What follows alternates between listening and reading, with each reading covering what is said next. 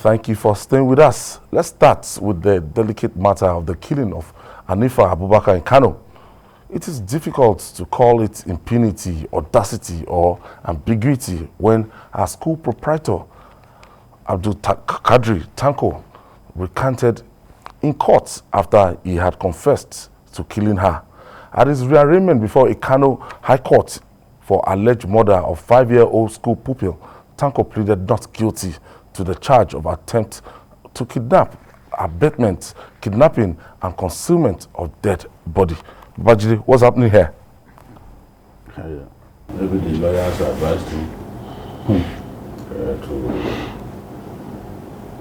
to not own up ahead of the trial. He now got to court and said something completely different to what he had told the rest of us. You know that even Chidema Ojukwu did something similar. Yes. She changed her story. The first day of her arraignment, she was just she changed her story repeatedly.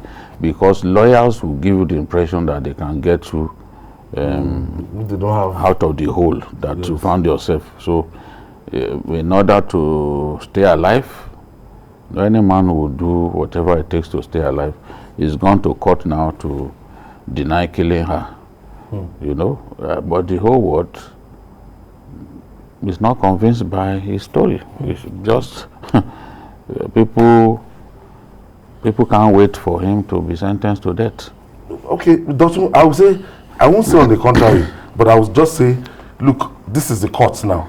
That means the prosecutor must do a very, very thorough job to be able to link the death of this girl to this man. Because it's not just by what people, the public opinion, what they feel, but you must be able to establish the kind of if case against if him. it's by public opinion, we should have done jungle justice. That's what we would have had. Because even from the first lady to the governor and then down the line, it's a done deal. This man has confessed.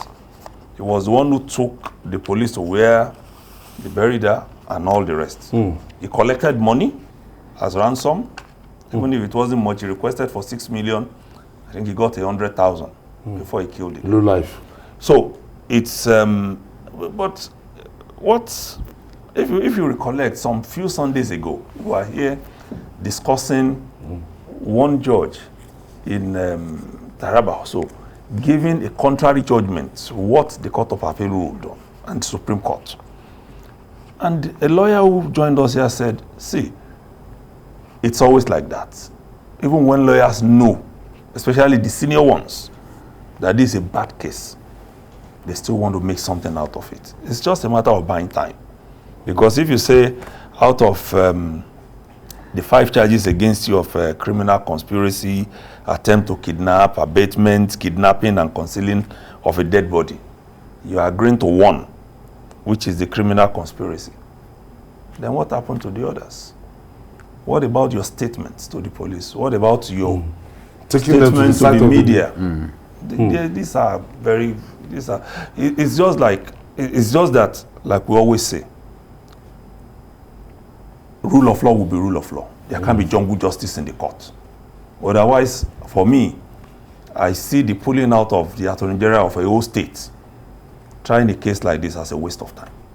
Because it's the commissioner for justice in Kano who is out there doing the case himself.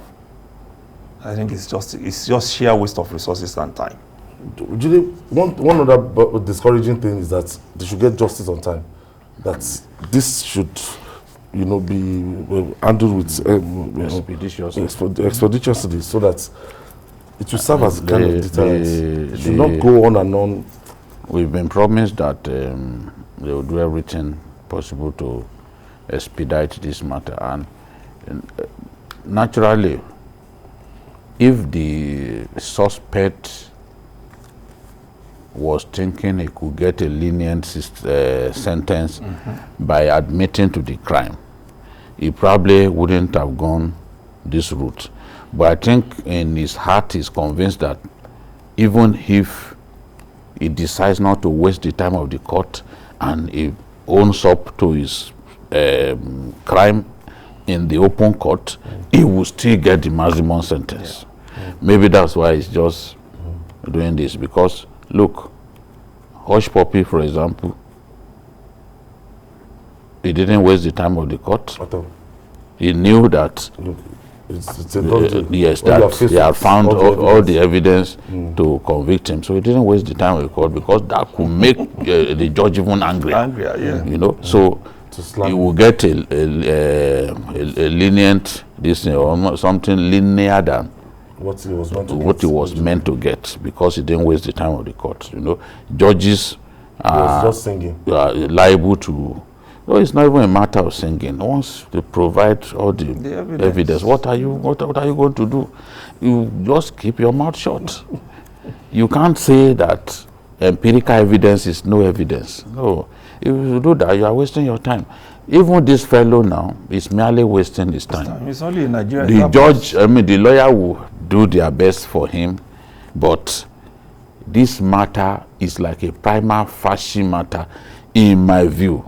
The whole, he even explained why he did not bury her outside of the school complex. He buried her within the school premises because he didn't want to be noticed. He didn't want to be seen committing the crime of burying the body somewhere else. So it's just these early days, and I'm sure that the police will do a good job. They've also promised us that everybody that they needed to arrest, they've arrested them. So this is not a matter that should last long. If anybody will escape, maybe it's his wife, but even that one will go to jail, because she was aware. It's abetment. She was aware that this girl was kidnapped.